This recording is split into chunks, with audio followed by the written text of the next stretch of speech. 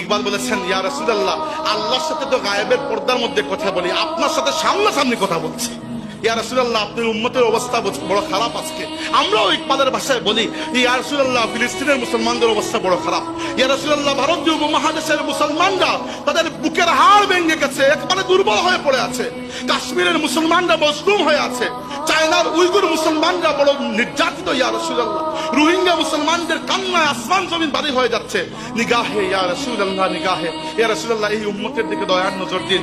এই উম্মত দুনিয়াতে আপনার আদর্শকে লালন করে, আপনার আদর্শকে প্রচার এবং প্রতিষ্ঠার দায়িত্ব নিয়ে এসেছে। আজকে আপনি বদরের ময়দানে যেরকম বলেছিলেন, আল্লাহুম্মা ইন তুহলিক হাযিহিল আসাবাতিল ইয়াউম লান তু'বাদ ফিল আরদি আবাদা। আল্লাহ, এই যে 313 জন মানুষকে নিয়ে এসেছি, এরা আমার এতদিনের মেহনতের ফসল। আজকে যদি এরা ধ্বংস হয়ে যায়, দুনিয়াতে তোমাকে ডাকার মতো কেউ বাকি থাকবে না। আমরাও আজকে আল্লাহর রাসূলকে খবর